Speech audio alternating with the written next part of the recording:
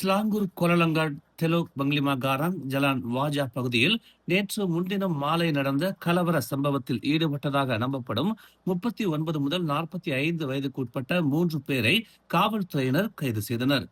Kuala Langat காவல் நிலையத்தின் தற்காலிக தலைவர் சுஃபியான் அமீன், மோட்டார் சைக்கிள் ஓட்டுநர்களுக்கு இடையே ஏற்பட்ட தகராறே இச்சம்பவத்திற்கு காரணம் என்று முதற்கட்ட விசாரணையில் தெரிய வந்துள்ளதாக கூறினார். 38 வயதான ஒருவர் நேற்று முன்தினம் காவல் நிலையத்தில் புகார் அளித்ததாக அவர் தெரிவித்தார். இருப்பினும் அதிகாரிகள் வருவதற்குள் சந்தேக நபர்கள் அனைவரும் தப்பி ஓடிவிட்டனர்.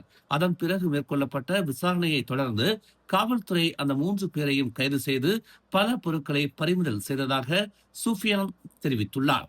கொடிய ஆயுதங்களுடன் கலவரத்தில் ஈடுபட்டதற்காக தண்டனை சட்டத்தின் பிரிவு 148 கீழ் இந்த வழக்கு விசாரிக்கப்பட்டு வருவதாகவும் மற்ற சந்தேக நபர்களை கண்டுபிடிப்பதற்கான முயற்சிகள் நடைபெற்று வருவதாகவும் சூஃபியான் தெரிவித்தார். இச்சம்பவம் தொடர்பான காணொளி சமூக வலைதளங்களில் வைரலானது. பகாங் பக்கான் நன்னாஸில் உள்ள ஒரு செம்பனை தோட்டத்தில் தொடர்ந்து 2வது நாளாக தீயணைப்பு பணிகள் நடைபெற்று வருகின்றன. 500 ஹெக்டேர் தோட்டத்தில் சுமார் 150 ஹெக்டேர் பரப்பளவை பாதித்த தீயை தனது குழுவினர் கட்டுப்பாட்டிற்குள் கொண்டு வந்து விட்டதாக பகாங் தீயணைப்பு மற்றும் மீட்புத்துறையின் துணை இயக்குனர் வான் அமாட் ஃபடிலா வான் அப்துல் ரஹ்மான் தெரிவித்தார். இதுவரை 48 ஹெக்டேர் பரப்பளவில் தீ அணைக்கப்பட்டுள்ளது. சம்பவ இடத்திற்கு தரைவழி அணுகல் குறைவாக இருப்பதால் தீயணைப்பு முயற்சிகளை விரைவுபடுத்துவதற்காக துறையின் வான்வழி பிரிவின் உதவியை கோரி ஒரு கோரிக்கை சமர்ப்பிக்கப்பட்டுள்ளதாக வான் ஃபாதில்லா கூறினார். கோலாரம்பினில் உள்ள கம்போங் ஜெமேரியில் சுமார் 292 ஹெக்டேர் பரப்பளவை கொண்ட மற்றொரு செம்பனை தோட்டத்திலும் தொடர்ந்து 2வது நாளாக தீயணைப்பு பணிகள் நடைபெற்று வருவதாக அவர் தெரிவித்தார். இதுவரை 6.07 ஹெக்டேர் பரப்பளவில் தீ அணைக்கப்பட்டுள்ளது. மீதமுள்ள பகுதி சுமார் 286 ஹெக்டேர் என மதிப்பிடப்பட்டுள்ளது என்று அவர் கூறினார். நெனாஸ் மற்றும் கோலாரம்பின் தீயணைப்பு மீட்பு நிலையங்களைச் சேர்ந்த 28 பணியாளர்கள் இந்த 2 நடவடிக்கைகளிலும் ஈடுபட்டதாக அவர் தெரிவித்தார். இதுவரை எந்த உயிரிழப்பும் பதிவாகவில்லை என்றும் அவர் மேலும் கூறினார்.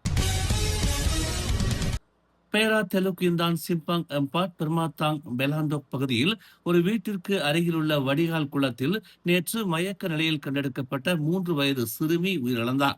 இரவு சுமார் 7 மணி அளவில் குழந்தை குளத்தில் மயக்க நிலையில் கண்டெடுக்கப்பட்டதை அடுத்து இரவு சுமார் 9:24 மணி அளவில் இச்சம்பவம் குறித்து காவல்துறைக்கு தகவல் தெரிவிக்கப்பட்டதாக ஹிலிர் பேரா காவல்துறை தலைவர் ஷுவா கோக்லியான் தெரிவித்தார்.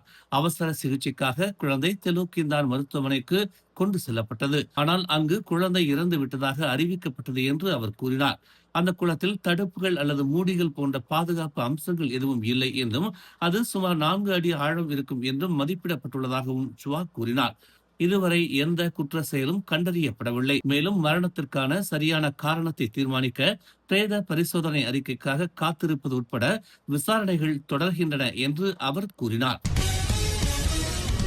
மலேசியாவின் தற்போதைய பெட்ரோல், டீசல் மற்றும் திரவ பெட்ரோலிய எரிவாயு விநியோகம் சீராக உள்ளது என்றும் இதுவரை எந்தவித பற்றாக்குறையும் பதிவாகவில்லை என்றும் உள்நாட்டு வர்த்தகம் மற்றும் வாழ்க்கை செலவின அமைச்சர் அர்மிசான் முகமது அலி தெரிவித்துள்ளார். இதுவரை எழுப்பப்பட்ட பிரச்சனைகள் குறிப்பாக தேவை அதிகரிக்கும் பண்டிகை காலங்களில் சில இடங்களில் சில மணி நேர விநியோக தாமதங்களை ஏற்படுத்திய தனிப்பட்ட தளவாட சிக்கல்கள்தான் என்றும் அவர் கூறினார். இந்த பிரச்சனைகள் சரி செய்யப்பட்டு விட்டதாக குறிப்பிட்ட அவர் மேலும் தடையற்ற விநியோகத்தை உறுதி செய்வதற்காக தொடர்ச்சியான கண்காணிப்பு நடைபெற்று வருகிறது என்று சபா முதலமைச்சர் ஹஜிஜி நூரை மரியாதை நிமித்தமாக சந்தித்த பிறகு முகநூலில் அவர் இதனை தெரிவித்தார்.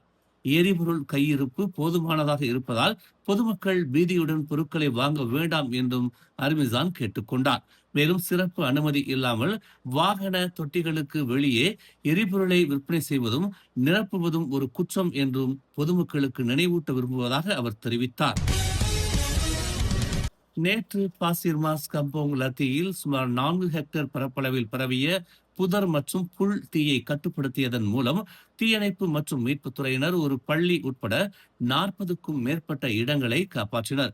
பிற்பகல் 3:20 மணிக்கு தங்களுக்கு ஒரு அவசர அழைப்பு வந்ததாகவும் 15 நிமிடங்களுக்குள் தீயணைப்பு வீரர்கள் சம்பவ இடத்திற்கு வந்தடைந்ததாகவும் நடவடிக்கை தளபதி அசார் முகமது கூறினார்.